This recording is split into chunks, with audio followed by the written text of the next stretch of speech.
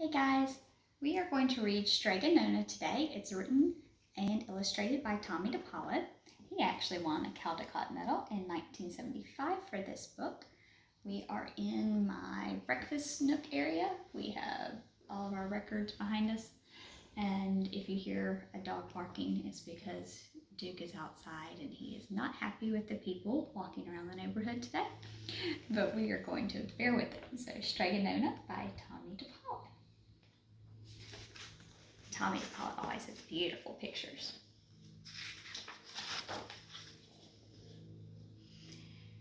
In the town of Cabrera, a long time ago, there lived an old lady everyone called Strega Nona, which meant Grandma Witch. Although all the people in the town talked about her in whispers, they all went to see her if they had troubles. Even the priest and the sisters of the convent went, because Strega Nona did have a magic touch. She could cure a headache with oil and water and a hairpin. She made special potions for girls who wanted husbands. And she was very good at getting rid of warts. But Strega Nona was getting old, and she needed someone to help her keep her little house and garden. So she put a sign in the town square. And Big Anthony, who didn't pay attention, went to see her. "Anthony," said Strega Nona, "you must sweep the house and wash the dishes. You must weed the garden and pick the vegetables. You must feed the goat and milk her, and you must fetch the water. For this, I will give you 3 coins and a place to sleep and food to eat." "Oh, grazie," said Big Anthony. "The one thing you must never do," said Strega Nona, "is touch my pasta pot. It is very valuable, and I don't let anyone touch it." "Oh, see, yes," said Big Anthony. And so the days went by, and Big Anthony did his work, and Strega Nona met with the people who came to see her for headaches and husbands and warts. Big Anthony had a nice bed to sleep in, next to the goat shed, and he had food to eat. One evening, when Big Anthony was milking the goats, he heard Strega Nona singing. Peeking in the window, he saw Strega Nona standing over the pasta pot. And she sang, "Bubble, bubble, pasta pot, boil me some pasta nice and hot. I'm hungry and it's time to sup. Boil enough pasta to fill me up." And the pasta pot bubbled and boiled and was suddenly filled with steaming hot pasta. Then Strega Nona sang, "Enough, enough, pasta pot. I have my pasta nice and hot, so simmer down my pot of clay until I'm hungry another day." "How wonderful," said Big Anthony. "The magic pot for sure." And Strega Nona called Big Anthony for supper. But too bad for Big Anthony, because he did not see Strega Nona blow 3 kisses to the pasta pot.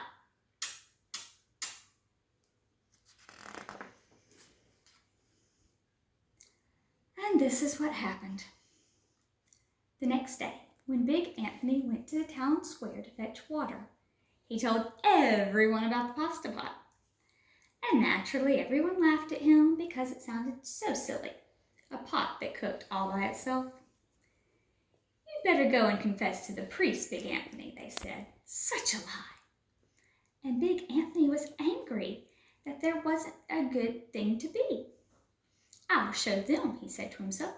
"Someday I will get the pasta pot and I will cook, and they will be sorry."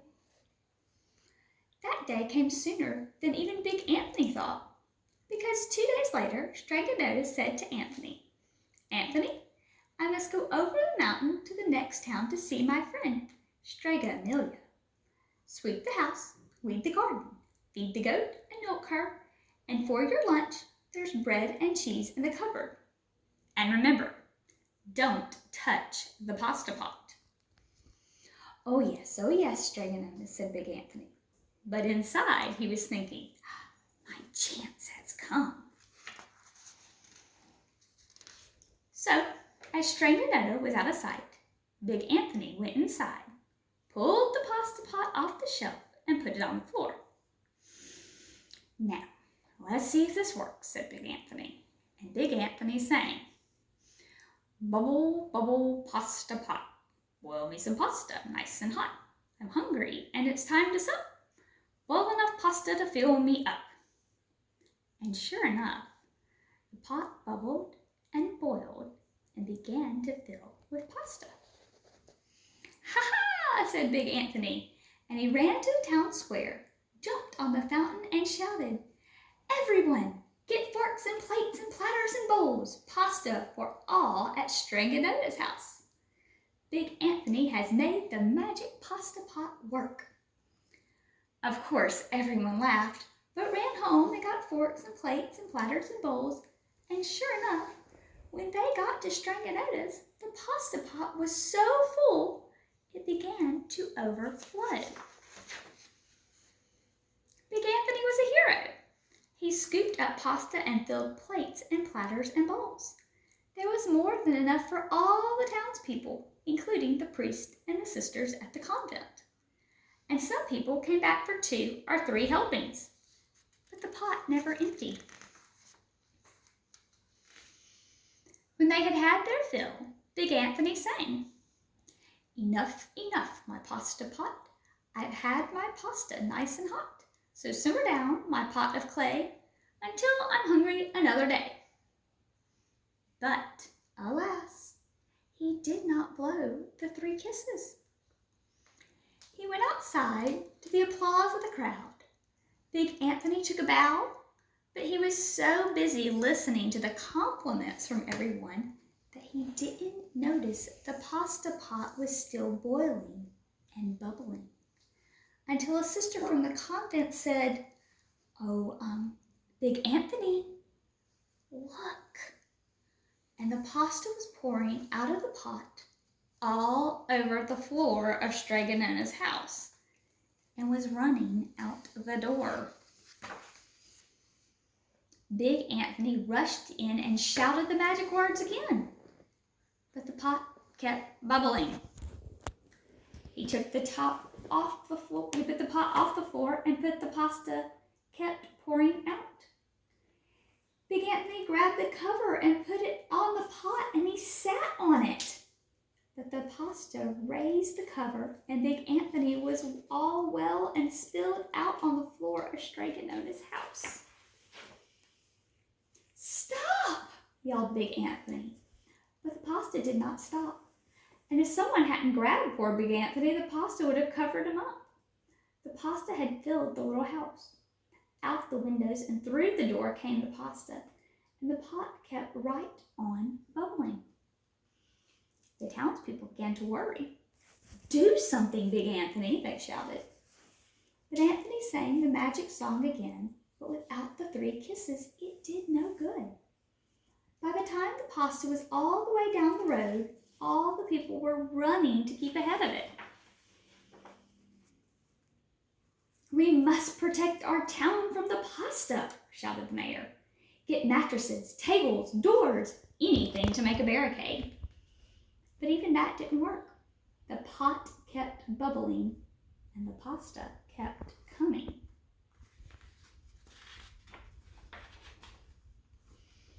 "We are lost," said the people, and the priest and the sisters of the convent began to pray. "The pasta will cover the town," they cried. And it certainly would have, had Strega Nona not come down the road home from her visit. She didn't have to look twice to know what had happened. She sang the magic song, blew the 3 kisses, and with a sputter, the pot stopped boiling, and the pasta came to a halt. "Oh, grazie, thank you, Strega Nona," the people cried. But then they turned to poor Big Anthony. "String him up," the men shouted. No, wait," said Strega Nona. "The punishment must fit the crime." And she took a fork from a lady standing nearby and held it to Big Anthony. "All right, You wanted pasta from my magic pasta pot? Strega Nona said. And I went to sleep in my little bed tonight. So start eating. And he did. Poor Big Anthony.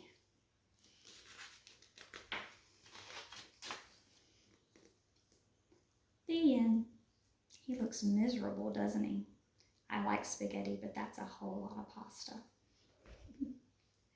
I hope you enjoyed our story. Goodbye.